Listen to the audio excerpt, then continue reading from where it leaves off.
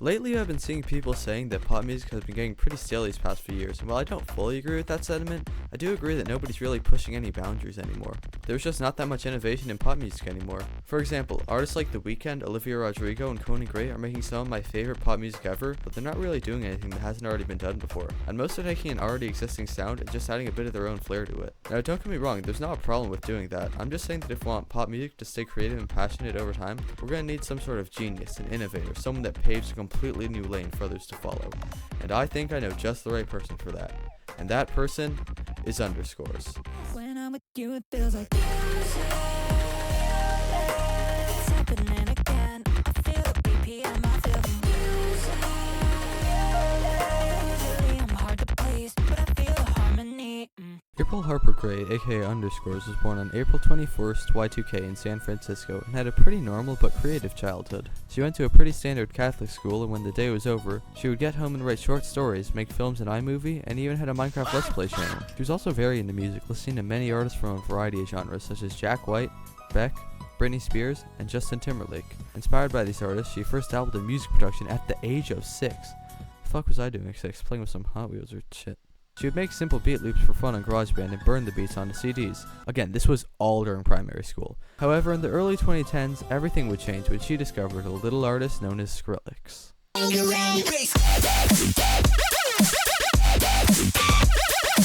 April loved Skrillex and was really interested in this new dubstep sound. So through Skrillex, she would go down the dubstep rabbit hole, discovering many artists and the endless possibilities that electronic music had. Then, in 2013, she would start releasing dubstep music on SoundCloud under the now iconic name Underscores. Anyways, she'd release singles consistently for a few years, but it seems like she's taken down pretty much everything before 2015. The earliest song available being from 2015, titled Mild Season. In my opinion, this song is actually quite a bit better than most other dubstep that was coming out at that point, having some pretty unique sound design and song structure. She would also enter high school around this time and began to discover more styles of music, most importantly, Midwest emo / math rock and jazz. Through these uniquely complex styles of music, she would start to learn more about music theory and how music composition really works. But she would continue to release dubstep singles, remixes, and mashups for the next couple of years. However, she would experiment with the electronic sound and incorporate other genres like jazz fusion, and ambient into it.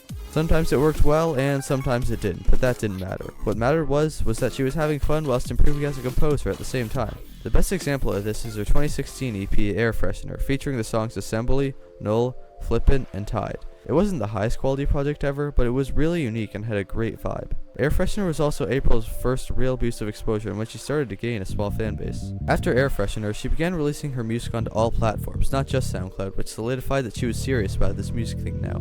The first song she released on all platforms was called Climate, and it was a collaboration with dubstep artists who came after. Climate was another song in that jazzy electronic realm like the songs off Air Freshener, but this time she was showing the sound to a bigger audience with it being on all streaming services, making it much more important than it would have been as just another single she released on SoundCloud. But in 2015, April would release the most important project of her career so far, Skin Purifying Treatment. This was the album where she started to gain her signature style, being a combination of all the dubstep, jazz, and EDM styles she had been working on. This was also the project where she showed off her vocals for the first time, being very auto-tuned but catchy. She was inspired to start trying out vocals from 100 Gex member Laura Les and her unique style. Anyways, this project was far from flawless, but it showed so much future potential for April and her sound. It was also just a really fun listen. She'd follow this project up with 2019's We Never Got Strawberry Cake. This EP was pretty similar to Skin Purifying Treatment, but the one standout thing about this record is the way that all the songs in it build up over time with a crazy section at the end. I wouldn't say this project was that important, but it was definitely worth noting. Around this time she would also start uploading more electronic music on a SoundCloud alt titled Milkfish, and to keep this video short, I won't be talking about Milkfish too much because that's kind of off topic. However, in 2015, she would release a project that was very important, and that was character development. Character development was, again, pretty similar to past releases, but it did have one thing that made it stand out from the rest, and that was the incorporation of a little new sound known as hyperpop. Hyperpop is a genre that to most music fans needs no introduction at this point, but here's a little one anyways. Hyperpop is a very unique genre of electronic music that emerged in the late 2010s to early 2020s. It is essentially a mix of pop, EDM, and trap, which were all genres that April had experimented a bit with in the past, so it made perfect sense for her to try it out a bit. She experimented with it a bit more in her next single, Trustfall, mainly with the vocal effects and the pitching she used. However, I don't think anyone expected what she would do next. A year later, on February 2nd, 2021, April released the song Secondhand Embarrassment. Don't talk if you're not gonna say much. You could However, it wasn't just like any other hyperpop song. It had this unusual acoustic guitar, very unique sound effects and background vocals throughout, but most importantly, the drums switched up at the end into this crazy rock drop that hadn't been seen much in the hyperpop digicore scene at this time.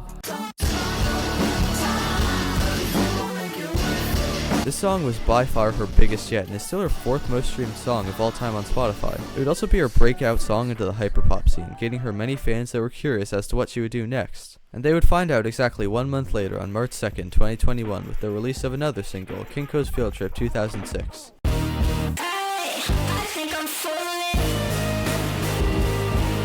So did you remember that crazy ending of Secondhand Embarrassment and how she mixed hyperpop and rock? Well, imagine that as a full song, having pitched up auto-tune vocals over an insane electronic pop-punky instrumental. That is Kinko's Field Trip 2006. With everything I just mentioned, this song sounded way different than Secondhand Embarrassment, so fans were eagerly awaiting her next full project to see what other genres she would blend and create on it. Luckily for them, they wouldn't have to wait long, as on March 25th, 2021, Underscores would release her debut studio album, Fishmonger, under popular internet label Dead Air. This album was monumental. First of all, the soundscape of this album was incredible, blending so many different genres into hyperpop, like rock, folk, emo, rap, and more. But the most impressive thing about these guitar-driven soundscapes was that April had almost no guitar experience prior to making this album, and wanted to challenge herself by not only adding incredible guitar sequences to every song on the album, but to make something that she wouldn't have been able to make with just a MIDI keyboard. Fishmonger spawned some of the most iconic hyperpop songs of all time, with tracks like the previous mentioned Secondhand Embarrassment, Spoiled Little Brat, which was accompanied with a music video and is the most streamed song ever, and more. Not only did it have hits, it also had some incredible deep cuts, like one of my favorite songs of all time, Del Mar County Fair 2008. These songs were all so unique and creative in a scene that was already becoming so oversaturated in such a short amount of time. Due to all this, Fishmonger would be a huge success, leading to April doing shows with artists such as Glaive, Eric DOA, and most impressive of all, a full tour with 100 Gex. After the Gex tour, she'd continue her growing momentum by releasing 2 singles titled Gunk and Everybody Said, that became the lead singles for her EP Boneyard aka Fearmonger, which she released on December 3rd of the same year independently. This EP is very similar to Fishmonger, but the one main difference is that it has many more EDM and dubstep influences throughout many of the songs, stuff like Gunk, Girls and Boys, and Everyone's Dead. Besides that though, it really is just Fishmonger 2, continuing that incredible hyper-pop rock sound. However, this EP would also lead her to her very first headlining tour in 2022 with the Gone Fishin' Mini Tour. This tour only spanned 3 dates, but was pretty successful. What's even crazier though is that summer, she would have a performance at the massive music festival Lollapalooza. Besides concerts though, April didn't do very much this year in terms of new releases, only having remixes of Tongue in Cheek and Everybody's Dead. But finally, on February 10th, 2023, she'd release a new single titled Count of 3, a song that was pretty in line with the Boneyard Fishmonger sound, being a mix of hyperpop, EDM, and rock. But a few months later, on April 21st, 2023, she would release a pretty cryptic video onto her YouTube channel titled Underscores Wall Socket Era Trailer. This video would have April ask a few interesting questions over simple video footage of people in a small town. There was also an instrumental slowly building up over the course of the video, crescendoing at the end. Then 2 weeks later, on May 3rd, 2023, she would sign to a new record label, the label being Mom and Pop Music, and under this new label, she released one of the most important songs of her career, Cops and Robbers.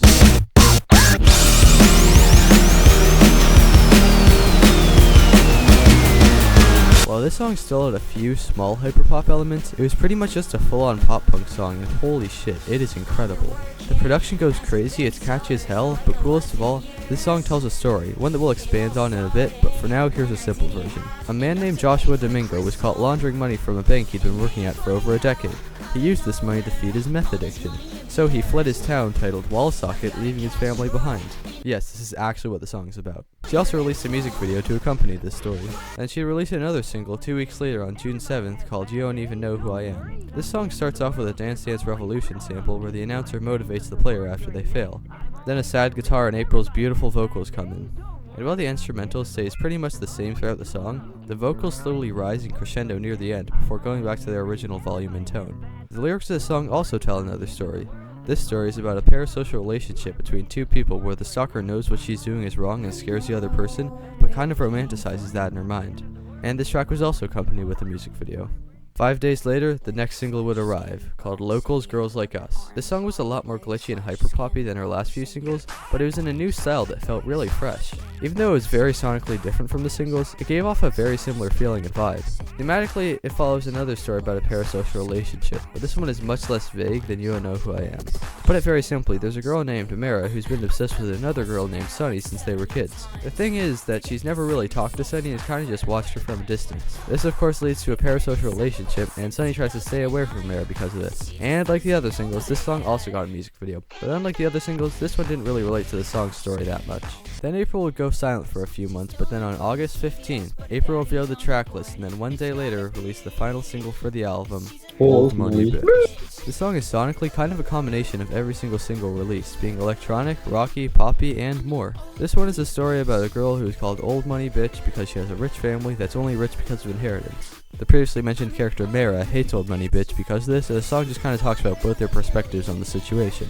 Of course, the song was also accompanied with a music video. And then finally, after months of build-up, on September 22nd, 2023, the Software Underscores album was released, Wall Socket.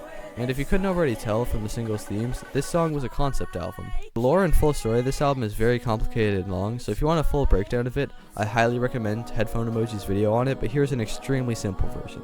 Basically, this album is about a small town in Michigan known as Woonsocket and a group of girls that all have some kind of crazy thing going on in their life, like having a dad that robbed a bank and ran away, being obsessed with a girl you barely know, being very wealthy and being hated for that, and being fucking groomed. Again, this is a really terrible explanation. Please go watch some other video on it after this one. But anyways, this album is perfect in my eyes. Besides the incredible story, this album blends so many genres that I thought would be impossible to blend together, like EDM, rock, hyperpop, folk, country, and more. It also has some of April's all-time best songs like the previously mentioned Cops and Robbers, Girls Like Us, Good Luck Final Girl, Duh, and my favorite underscore song ever, Uncanny Long Arms with Jane the Mover. So yeah, Wall Socket ended up being a huge success critically and commercially, with her touring the album from October 1st to November 8th across 21 different dates. This tour was titled the Hometown Tour, and it was really impressive how April was able to perform an album like Wall Socket and bring it to life even more than it already had been. Then she'd go silent for a little while again, and in May of 2024, she'd release a single called My Guy Corporate Shuffle that would become the lead single of Wall Socket Director's Cut, a deluxe version of Wall Socket that released on June 28, 2024. This deluxe added 4 more songs to the project that added some more world building to the incredible lore. However, one song stood out from the rest, Stupid Can't Run From the Urge. This song had a much more upbeat vibe than the rest of the project and had this really nice electropop sound.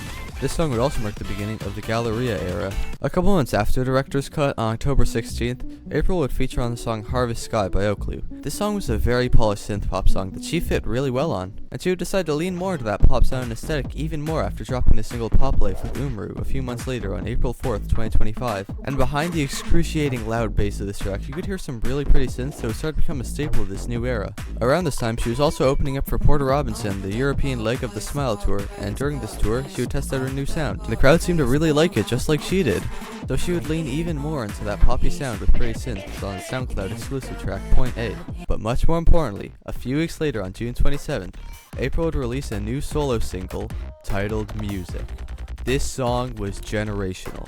Underscores was officially in her pop star era, and it was so fucking good. The production on the song is insane, having some beautiful spacey synths over crazy bass pluck, and the vocals fit perfectly too. Her singing and melodies on the song might be the best of her career. It really is incredible. For the next few months, she would begin to tease that a new album was on the way, and would also occasionally have a few features now and then, like on September 23rd with the song Boo Boo 2 by Age, which is a banger by the way. But by far the craziest thing to happen during this period was her feature on Danny Brown, yes, the Danny Brown song Copycats, on October 16th, 2025. Not only was she a pop star, she was turning Danny into one too, and her production and chorus on the song really helped raise the hype for this upcoming project even more. Then on November 4th, a second single would hit the rollout, titled Do It. Similarly to music, this song is comparable to the second coming of Jesus. The glitchy synths combined with the almost folky guitars sounded so clean, and just like music, the bass fucking slapped.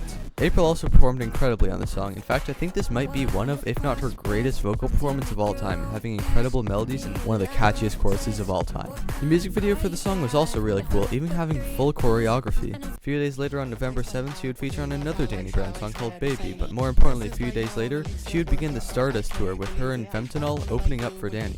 And despite April and Danny making completely different styles of music, the crowd seemed to really like her performance, going crazy for the new singles. After the tour concluded, a Do It single single would be released, featuring K-pop artist Yves on January 23rd, 2026. This was a great track, and it was probably really fun for April because of her love for K-pop. Not many people know this, but she actually used to run a secret K-pop channel on YouTube called Second Gen Bias. Unfortunately, all the videos have been taken down from this channel, but it racked up over 50,000 subscribers before fans even found out it was her. I'm getting off topic here. Anyways, she'd be featured on a remix of Nina Geraci's song It's You on February 18th, and it was pretty good, but a week later on February 25th, the third single for the album would be released, titled Tell Me You Want It. This song was probably the most pop influenced out of the singles so far, with the verses sounding very tame compared to other songs, and that's not a bad thing in this case. It actually works in the song's favor really well. Of course, it still has those crazy glitchy moments all over it too that make it really special, but it was definitely the most accessible song from her past run. And then finally, 2 days after the release of Tell Me You Want It, April finally officially announced her third studio album, You, which would be releasing on March 20th. A week after this, she would announce a new tour to accompany this album called the Galleria Tour that would span 20 dates across May and June.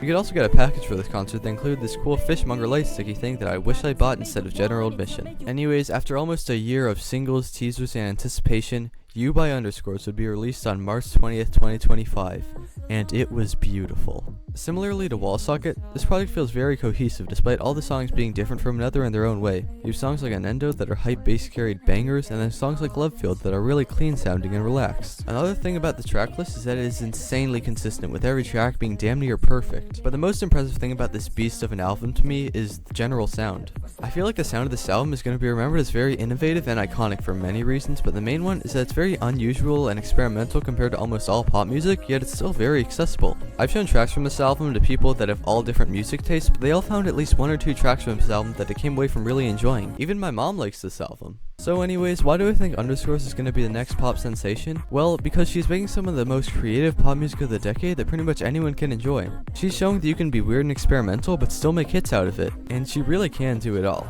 Over the years, she's mastered so many different genres, from her old dubstep stuff, becoming one of the faces of the 2020s hyperpop scene, making some of the most unique pop punk and folk I've heard in years, and wrapping it all up with this incredible ambient glitchy pop masterpiece. I personally cannot wait to see what April Harper Grey has in store for us in these coming years. But anyways, that just about wraps up this video. From the bottom of my heart, thank you so much for watching until the end of the video. This took me a really long time to make, and it means a lot that you watch all the way through it. If you enjoyed this video and want to see more like it, please consider subscribing. My upload schedule is dog shit, but I'm trying to improve. Also, I'll be at the Toronto stop at the Galleria Tour, so let me know if any of you guys are pulling up too. Alright, bye guys.